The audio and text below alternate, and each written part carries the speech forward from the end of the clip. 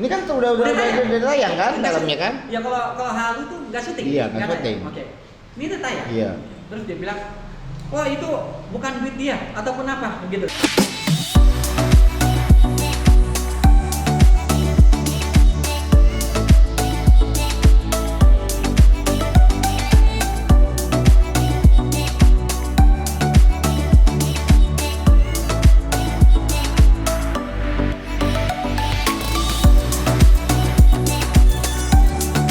Oke pemirsa, kembali lagi di program Suara SWI bersama saya Andi Arif, bukan politikus. Hari ini saya kedatangan narasumber ini dari bisnis film sepertinya. Dia produser, ya. Belum sutradara ya, produser ya, produser ya, sama tim kreatif ya. Tapi coba kita lihat dulu, seperti biasa saya akan men-searching narasumber saya ini di dunia maya, ada berita-berita apa tentang dia. Oke, sebentar ya. Oke pemirsa, saya sudah searching nih tentang narasumber saya dengan keyword Mulyadi JP. Aku panggil Mas apa Abang nih? Apa aja? Bang Mul atau Mas Mul? Bebas. Jauh apa? Dari seberang sih? Jakarta. Oh di Jakarta, Betawi berarti ya? Iya. Berarti abang aja kan kalau Betawi kan? Kalau Betawi nah. Nih Bang Mulyadi JP, Bang Mulyadi JP. Kalau saya klik nih, orang misalnya nyari siapa sih Mulyadi JP, dia klik dong di Google Mulyadi JP.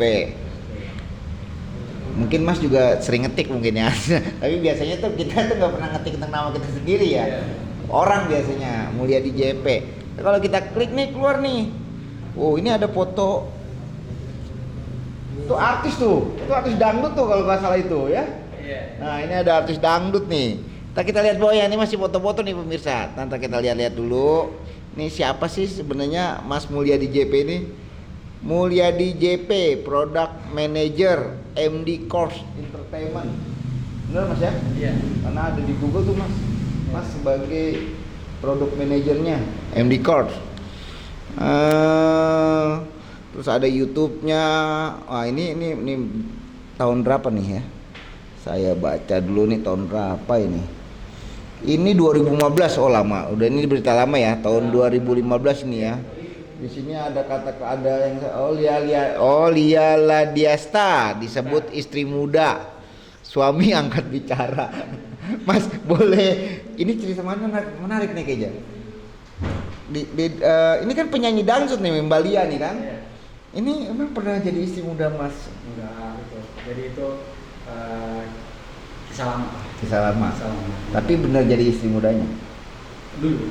Oh dulu pernah jadi istri muda, lagi pertama kali kali ya. Karena kan waktu itu udah lama. Jadi kita pernah si. Oh pernah ya. Lagi masuk eksis di dunia itu ya, pas lihat lagi eksis ya? Iya Pak, baru dibubar dari Dua Macan. Oh pas baru bubar di Dua Macan itu ya? Kenapa dibilang istri muda, emang punya istri tua? Jadi enggak, waktu itu kan saya bicara sama dia itu pas amanah dari almarhum. Oh amanah dari almarhum. Iya. Oh ibunya Lia dapat amanah dari dulu ya? Tapi kan akhirnya kita bisa baik. Oh nikah tahun berapa tuh? 2015 dapat amanah, terus nikah siri sama Lia berapa tahun doang sama Lia lagi tuh? Nikah 4 tahun. 4 tahun, cukup lama ya? Dapat momongan? Enggak. Oh nggak dapat momongan. Ya tapi kan pas sekarang ini pas kita waktu itu banyak terlalu dipublikasikan juga. Karena waktu itu kan saya memegang manajemen ini juga. Oh memegang Dua Macan ya? Enggak serigala. Oh dua Tiga macan. trio macan. Trio macan beda. Oh bukan trio. Setelah macan ada 5 serigala. Oh pas. Personal bekas Oke. Saya baca dikit ya di sini tahun 2012. Saya mau flashback dulu nih tahun 2012. Ini pas saya kan nggak pernah baca juga ini, pas melihat ini, oh kali ada orangnya di depan saya nih, beneran gitu kan. Saya menikah secara resmi di Lamongan Jawa Timur. Tadi bilangnya nikah siri. Nikah siri tapi secara resmi. Iya, di Lamongan. Oh, di Lamongan. Nikah di Lamongan. Di Lamongan. Di Lamongan. Nikah pakai ini apa? Enggak, keluarga. Oh, keluarga aja. Makanya bisa dinamakan nikah siri lagi Iya. tuh. Oh, tapi di sini statementnya adalah saya menikah Lia secara resmi di Lamongan Jawa Barat, direstui keluarga. Jadi wali nikah nih. Ya kalau dulu kan orang beritanya dibikinnya nikah resmi berarti kan risika ke masuk ke ya KUA gitu kan. Kita nikah itu di rumah. Di rumah. Oh, di rumah dulu ya. Ada keluarga semua. Itu ada masih ada perangkat desa. Ada macam ada. Oke, gitu pemirsa tuh ya. Tuh udah nih enak nih klarifikasi berita ini nih. Habis pertama kali saya baca yang keluar beritanya tentang itu 2015, saya diklarifikasi nih langsung mana narasumbernya. Ya benar ya kan, nikah siri dengan Lia, tapi akhirnya 4 tahun doang Mas ya, 4 tahun. Tapi sekarang hubungannya bagaimana Mas? Baik-baik aja Mas? Baik-baik aja. Sering komunikasi ya? Sering Ya komunikasi udah baik ya? biasa aja lah kayak saudara gitu, biasa gitu. Karena kita udah punya kehidupan masing-masing, dia punya kehidupan juga masing-masing. Ya soal saling support aja. Dia juga kan masih eksis untuk di karir dia, kita bantu support. Gitu. Dia juga sering kasih support ke kita. Itu aja. Gitu. Berarti masih terlibat ini ya, masih terlibat nggak komunikasi, terlibat partner bisa Enggak. film ikut main nggak ya? Kalau ada acara manggung sini enggak? Iya, enggak ada karena kan dia kan punya kesibukan sendiri. Ya kalau misalkan minta tolong ya, ayo dong aku ajak dong di program ya, insya Allah kalau memang ada yang sesuai genre-nya sama dia ya mungkin bisa kita ajak gitu. Tapi dia orangnya nerima. Siap. Baik. Nah, ini ada lagi nih Mas, ini banyak banget ya. Kalau saya baca Mulia di JP nggak tahu nih menelibatkan Mas apa enggak ya kan? Tuh, penjual koran, penjajah koran Pos Kota jadi produser sinetron. Emang awalnya bisa jadi koran, punya koran? Enggak, jadi gini. Dulu saya itu loper. Oh dulu loper. Jadi gini, saya dagang koran itu dari kelas 4 SD. Potensi jadi koran tuh. Dari kelas 4 SD sampai saya lulus SMA. Oke.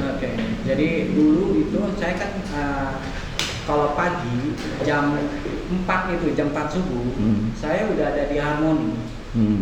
Dengan sepeda saya udah ke Harmoni, saya open, saya bilang, "Pak, saya pernah ceritakan hal ini ke anak buah saya gitu ke guru. Sampai saya bercanda, dia nggak mungkin pada nggak percaya. Saya bilang, saya nggak bercanda, dan bapak nggak malu ceritanya. Apa mesti malu? Ini kehidupan. Saya menerima apa adanya gitu kan. Walaupun orang hina saya, terus orang banyak yang bilang saya halu, suka-suka dia lah. Gitu. Tapi bagi saya apa adanya gitu kan. Karena saya gini loh, udah biasa dengan hidup susah. Di awal saya karirnya saya pedagang koran.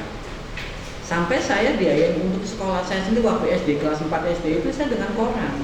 Saya waktu itu terima uang itu 1 bulan itu cuma 60.000. Saya dapat uang dari koran per bulan 60.000. Dari 60.000 itu saya bayar untuk sekolah saya. Kan dulu masih sekolah SD masih murah ya. Lu jajakin koran di mana Mas? Saya keliling waktu itu kebetulan saya loper masih udah punya berapa langganan. Saya waktu itu keliling daerah Gelong baru Tomang, daerah Tomang, Rawa Bahagia, terus seputar pakai Grogol Tomang. Nah, saya pulang mengantar koran itu jam 6:30-an. Karena kan dari jam 4 subuh kan, dari jam 4 subuh saya ngantri koran dulu ya Pos Kota salah satu Kompas waktu itu kan. Selesai itu jam 6:30 saya berangkat sekolah. Saya pulang sekolah kan waktu itu namanya SD Impres ya. Zaman dulu kan sekarang udah ada. Kan dulu SD Impres. Pulang sekolah itu jam 12-an. Jam 12-an saya tunggu jam 3. Jam 3 itu saya ambil koran lagi, Suara Pembaruan saat itu kan jam 3 sore kan? ya sore. Nah, saya buat tambahan. Ini kisah nyata loh. Iya. Mas Andi. Iya. Tapi jangan cerita yang pagi nangis bulan puasa soalnya. Saya sih enggak itu. Tapi kalau misalkan saya pakai saya sih nggak bakal sedih ya orang ngebully saya. Mau dibilang apa bukan amat gitu kan. Bagi saya yang penting bukan Tuhan yang ngebully saya. Benar. Gitu kan. Kalau manusia masih ngebully, masuk kanan keluar kiri lah. Benar. karena saya dari dunia keras, dari dasarnya. Nah, saya pulang sekolah jam siang itu, saya sore jam 3 ngangkat koran Suara Pembaruan, karena nggak begitu banyak, sekitar ada 20-15 pelanggan, saya ngangkat-ngangkat. Selesai, saya menjelang maghrib, saya ini mas, buka jagung bakar. Malamnya tuh? Malam habis jajan koran, jagung bakar di malam hari. Jadi saya pakai gerobak kecil-kecilan, saya bikin jagung bakar itu di depan Pasar Grogol. Pasar Grogol? Pasar Grogol. Tahun berapa tuh mas? Saya dulu tinggal di Grogol soalnya. Saya di Grogol dari kecil saya. Dari kecil? Saya juga dari kecil bu. Tahun itu sekitar saya tahun berapa? Tahun 94-an. 94? 94. Itu di Grogol 94 ya? 94. Nah itu jagung, pas habis selesai jagung, kita selesai itu jam 11 malam ya, jam 11 malam selesai dagang ya, saya istirahat. Jam 3 pagi saya udah siap-siap ke Harmoni yang berperan rutinitas. Oh, ngambil korannya di Harmoni ya, gitu ya? Nah, sampai kelas berapa tuh? Sampai lulus SMA. Sampai lulus SMA ya? Sampai lulus SMA. Loper tuh sampai lulus SMA? Lulus SMA. Saya waktu masa sekolah saya nggak minta biaya sama orang tua sendiri, karena saya hanya berpikir saat itu, saya kan masih punya adik waktu itu. Adik saya, terus kedua ada kakak saya juga kan. Saya cuma berpikir, karena kan kita dari keluarga pas ya, keluarga pas.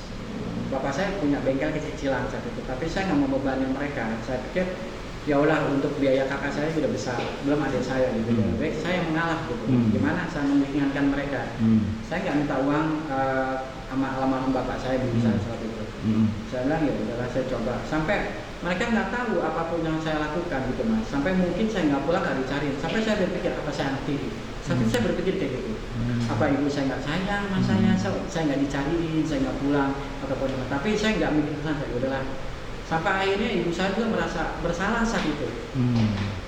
Kalau saya ingat almarhum gitu kan, sampai pas sudah kehidupan kan mas, saya dagang bensin mas. Bensin eceran botol itu, saya ke pangkalan baja itu, saya bilang saya untuk mendapatkan uang gitu. Sampai saya lulus SMA itu kan namanya kayak ada study tour ya. Iya, study tour. Saya sampai nggak bisa berangkat karena nggak punya uang. Uang itu ya. Waktu itu bayar untuk study tour itu sekitar 150.000. Saya nggak punya duit sama sekali. Sampai saya bilang aduh gimana. Sampai saya bilang sama gurunya, bu, saya nggak bisa ikut. Nggak boleh. Kalau kamu nggak ikut nanti nggak dapat ijazah. Gitu dulu kan kayak gitu kan. Nggak dapat gitu kan. Ya udah akhirnya saya cari berpikir gimana saya cari tambahan uang. Saya cuma dapat uang per bulan 60.000. Kan tadi saya bilang 60.000. Saya kumpulkan tuh, saya cari lagi. Karena kan saya 60.000 satu bulan itu kan saya bagi-bagi mas. Buat bayar sekolah saya, buat ibu saya kasih. Walaupun ibu dikasih 20.000, 30, orang tua udah senang kan, saya uang dari mana gitu kan. Udah, sisa saya simpan. Dari situ saya berangkat bisa ke Jogja. Nah itu sampai Jogja, saya nggak mikir, saya pikir kan dengan 150.000 udah bisa berangkat ke Jogja, tapi saya nggak mikir nanti saya di sana saya mesti jajan, mesti apa? Saya nggak kepikiran ke sana. Sengsara dong sana. Wah pas sampai sana, jebret, saya bawa uang cuma 10.000 di dompet. Ternyata di Jogja tuh 4 hari. Itu nyeturnya itu. Tur yang 4 hari. Udah satu sini jalan, saya cuma makan yang dari hotel, penginapan losmen. Makan dari losmen udah, saya gimana ya? Orang-orang pada pas beli oleh-oleh ya kan, namanya jadi kan beli oleh-oleh kan, sebenarnya kalau nggak bawa ini nggak belum bukan jalan-jalan gitu. Sedih banget tuh mas, uang tinggal 10.000. Saya cari yang murah di Jogja apa? Bapia. Dulu kan Bapia itu masih uang anak-anak beli, waduh saya tergoda. Sepatu saya mas, sepatu lumayan masih agak bagus, saya jual mas. Saya jual. Untuk beli oleh-oleh dong ya? Saya jual 5.000 itu laku berapa 20 apa berapa waktu saya lupa tuh dijual. Uang itu saya beli oleh-oleh. Saya pulang pakai sendal losmen. Oleh itu cuma buat ibu saya gitu. Supaya ibu senang banget ini dibawain jalan ya kan. Iya, terus akhirnya udah dong saya jual. Sepatu pulang ke Jakarta. Bawa oleh, kamu boleh oleh? Tapi saya iya bu. Nah selesai nggak mikir, saya nggak mikir panjang saat itu. Bingung besok mas saya mau sekolah nggak ada sepatu. nggak ada sepatu. Permasalahan baru tuh. Permasalahan baru. Waduh, gimana caranya ya? Waduh, nggak mungkin dong. Ya udah, saya coba sabar ya, mungkin ada jalan. Nah, ada satu pelanggan koran saya, ada sepatunya dibuang, Mas. Oh. Ini real ya. Yeah.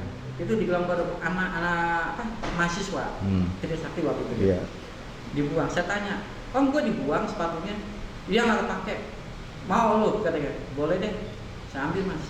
Kan ukuran beda Mas saya kaki. Saya ambil. Saya jual Mas tukang loa. Tapi saya bilang tuker tambah deh. Tuker tambah. Ditukar sama tukang loa, ya udah sepatu ini saya kasih, saya nambah 5.000. Saya ambil 5.000, ya udah. Saya pakai dong, saya kira udah dapat sama satu dong. Sampai sekolah ternyata lupa, nggak boleh pakai sepatu putih. Kan dulu kan SD bisa hitam. Warna hitam. Hitam kan SD. Yeah. Bingung, saya cek Mas.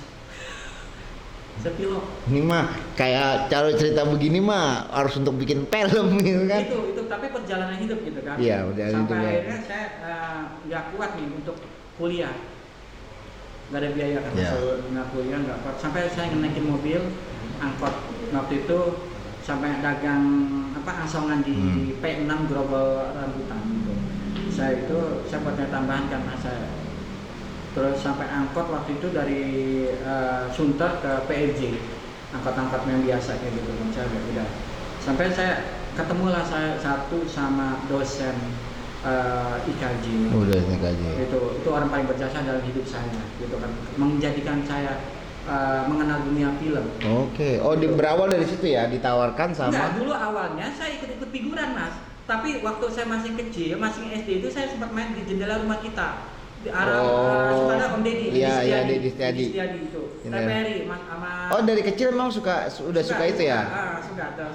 Terus kebetulan lagi syuting di tempat saya. Oh, saya diajak lah. Waktu itu Pak Dede Yusuf tuh. Iya. Pak Dede Yusuf masih rumah kita ya. Itu diajak, saya tuh main jadi anak pemulung saat itu.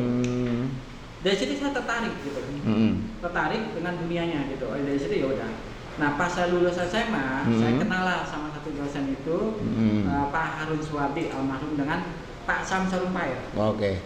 Sutradara Pak Sam Sarumpait, mungkin namanya udah pada nggak asing lagi ya Pak Sam. Diajaklah satu produksi sama dia untuk kerja satu FTV. Oh, TV-an. Nah, dia ajak di situ, udah saya sebentar, terus saya jalan, ketemulah sama Om Yan. Om Yan itu bapaknya Vincent. Oh, bapaknya Vincent. Iya, Nah, Vincent Rompis. Udah nggak ada. Itu orang satu-satunya yang ngejadiin saya produser.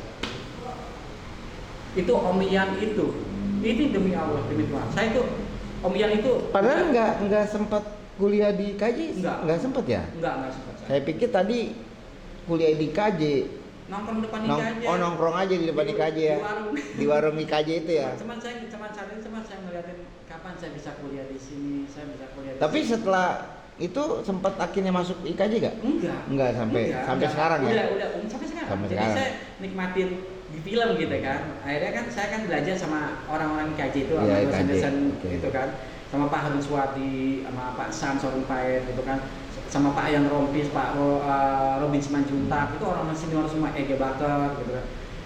Itu Pak Yan itu yang bilang sama saya gini, "Mul, gitu. Ya Om, sini kamu," dia bilang gitu.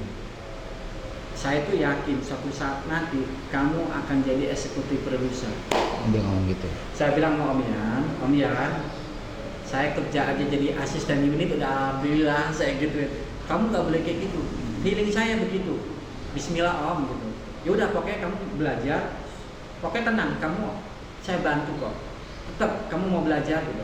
Ini banyak senior-senior saat itu cuma kesempatan. Saya kerja sama senior-senior. Dari situ saya coba memberanikan diri. Nah, dari situlah awalnya. Film pertama diproduksi apa?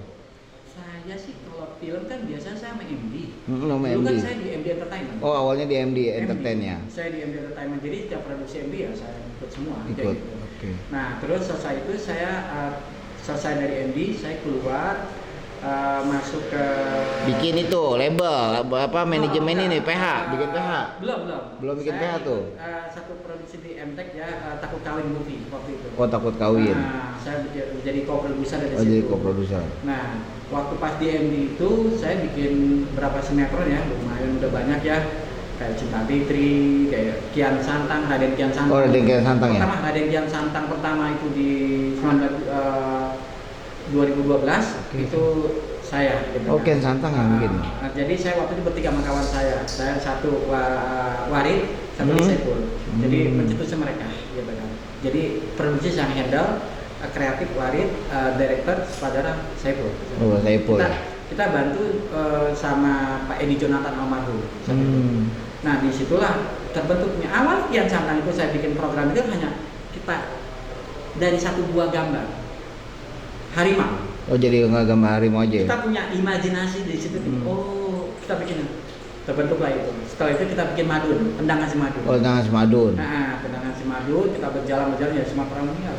Banyak juga jalan bagus-bagus semua itu kayak apa FTP-nya nama-namanya ya kan? Jaya dulu. Nama-namanya mana?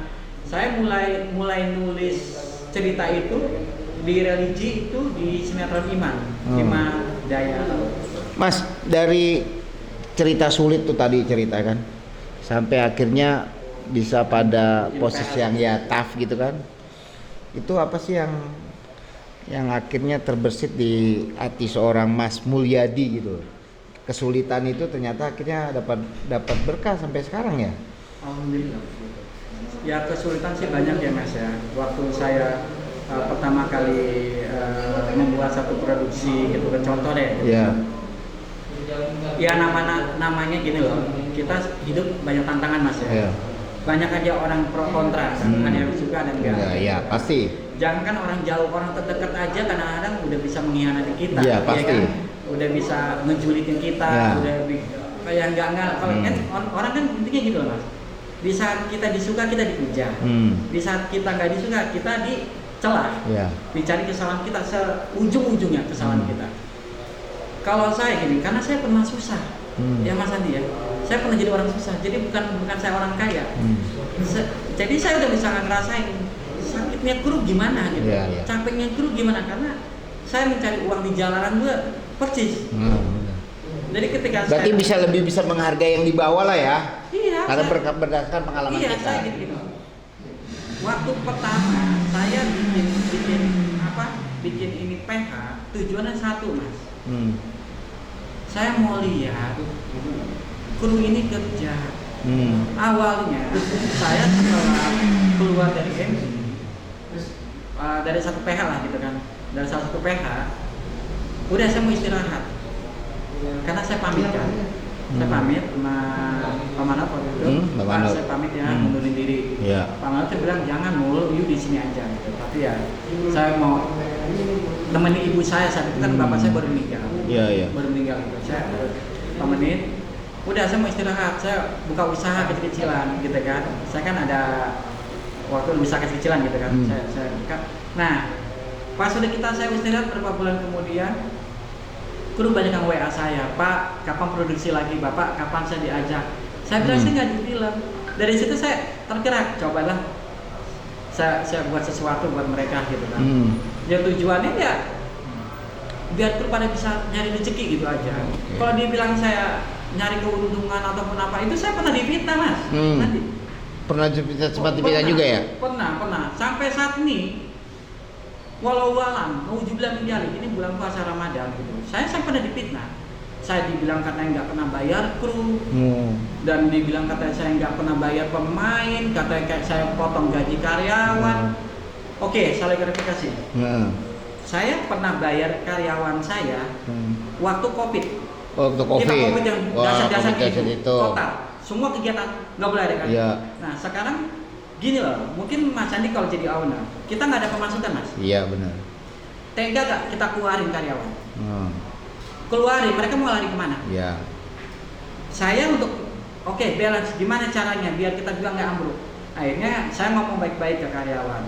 Kita nggak ada produksi, nggak ada pemasukan sama sekali. Ini pengeluaran banyak. Saya minta tolong kepada kalian untuk gaji berapa bulan ini kita hanya bisa bayar 50%. Oh 50%, wajar. Karena kan kondisi COVID kemarin begitu 50%. ya. Oke setuju, oke Pak setuju. Bukan nggak dibayar. Iya 50%. Oke, itu ya salah klarifikasi kan banyak omongan yang nggak enak di luar kayak gitu. Nah, udah untung mereka nggak dikeluarkan kan. 50% saya barang 50%. Sesuai dengan saat itu. Kita kan lagi pas COVID total. Nah, terus kedua, ada yang bilang katanya ada karyawan yang nggak digaji ataupun nggak dibayar. Sekarang saya tanya, orang nggak kerja, masa saya gaji? Iya makanya. Sekarang gini, ada tugas dia lepas tanggung jawabnya, Mas. Nggak ngerjain, tanggung jawab dia bilangnya gini-gini, padahal nggak ada sama sekali. Ini yang ngeluarin opini-opini itu, isu-isu itu orang-orang terdekat atau seperti apa? Orang terdekat juga. Orang terdekat juga. Tapi ya biarin aja lah, saya bilang. Makanya saya bilang biarin deh. Terus ya dia bilang kayak gini, ya nggak mungkin logiknya kalau dia nggak kerja 1 bulan nggak ada kabar, 2 bulan nggak ada kabar, masa saya gaji, Mas? Ya benar. Dianggapnya udah keluar Udah kan? keluar dong. Iya. Oke, terus udah kayak gitu. Terus masalah kru, ada lagi omongan nih, katanya kru nggak dibayar. Saya pertanyakan, yang nggak dibayar kru sampai datang saya bayar. Kalau itu terbukti, saya sama produksi itu kru saya bayar cash gitu. Bayar cash ya. Selama kru itu saya bayar cash, Mas. Kru itu saya bayar cash. Jadi kalau dibilang kru itu nggak dibayar, itu kan ini kaget saya selama ini bayar tuh cash, pemainnya saya bayar cash gitu. Itu aja.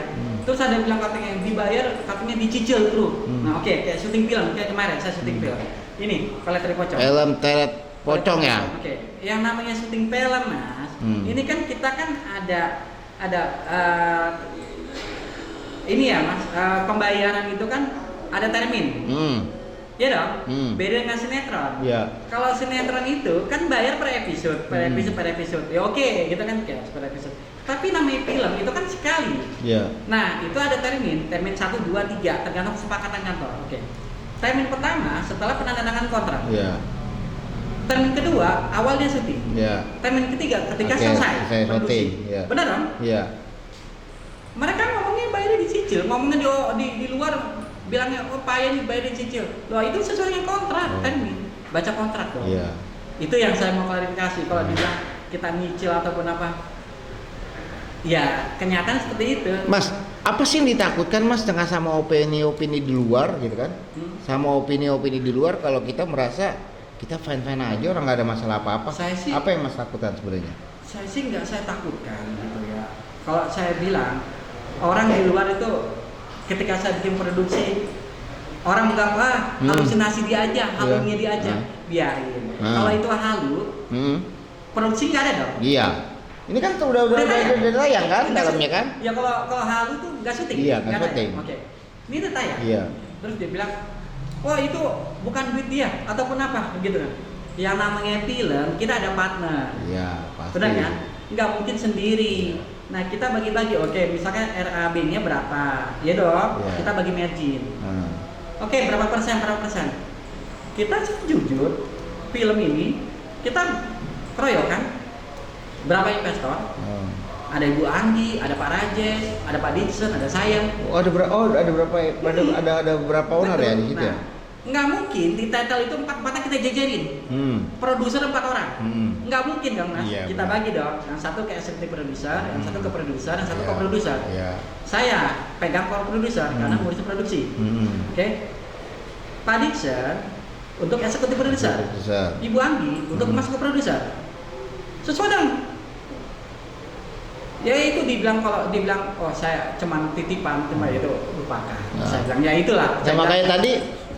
Saya sih nggak. Mas klarifikasi ini sebenarnya untuk orang-orang terdekat atau orang-orang ya, jadi di luar sana yang ini saya klarifikasi biar orang-orang tuh opininya ke saya tuh negatif. Ya kan selama ini kan saya dibilang kayak gini, bawa kabur uang kru, bawa kabur uang investor ataupun dibilang menjalik. Saya juga pernah susah gitu. Dan saya bukannya orang seperti itu.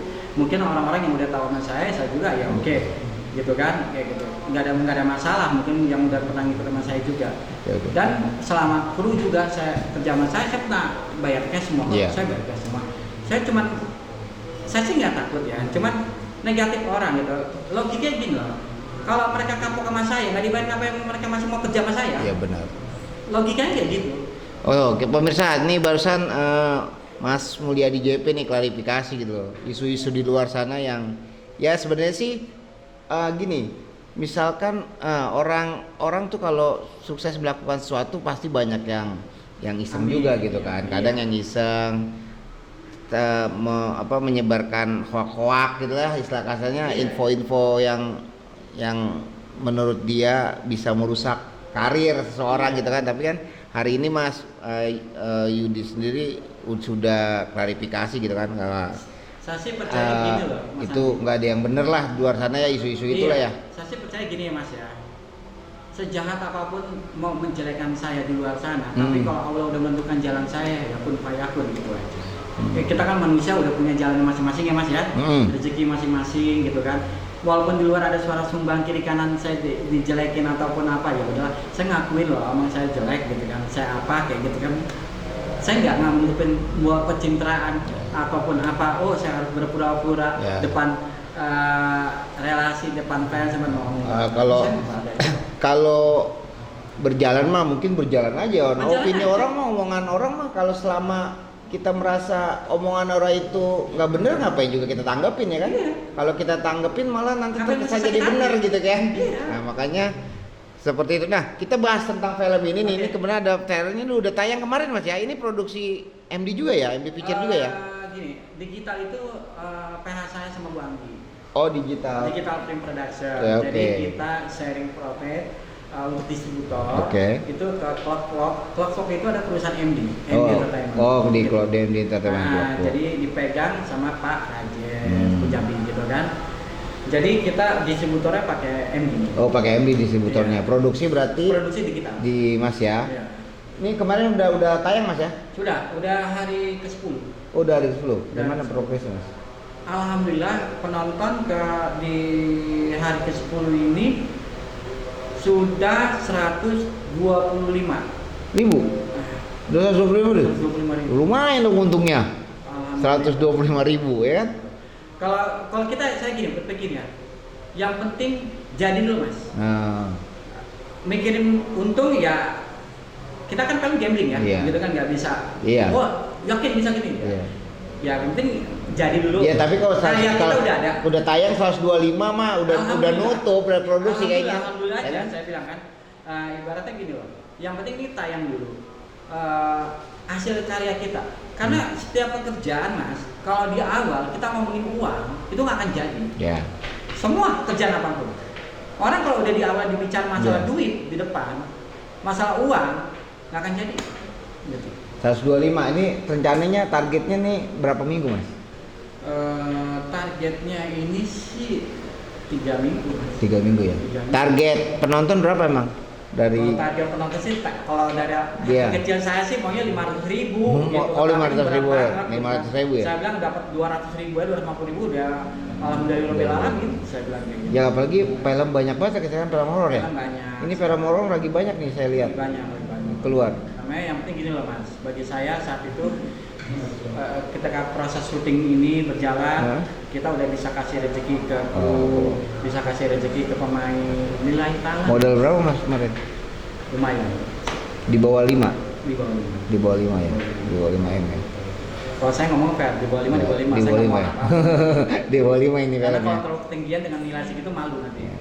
Karena hasil kan, lihat hasil. Iya benar. Kalau kita bilang, budgetnya segini, lo hasil tuh begini, malu Mas. Kita ngomong di bawah 5. Oke pemirsa, itu dah. Tadi kita udah ngomong panjang kali lebar ya dengan bintang tamu kita Mas Mulyadi ya kan. Kalau kita klik aja di Google search gitu atas nama Mulyadi JP, itu udahlah banyak lah berita tentang Mas Mulyadi dari masa lalunya ya kan. Tadi dia ceritain sampai dia sebagai penjajah korannya juga ceritain gitu kan. Jadi dengan tayangan hari ini kan jadi tahu nih masyarakat nih, kalau nanti ngetik Mulyadi JP ini banyak berita-berita gini, sama berita-berita tadi yang isu-isu juga udah diklarifikasi bahwa Mas Mulyadi berani jamin dia tidak pernah melakukan isu-isu yang seperti dikeluarkan ya kan, tidak bayar kru gini, karena dibuktikan dengan baru selesai dia filmnya tayang kembali ya kan di bioskop kesayangan Anda yang judulnya Pelet Tali Pocong ya.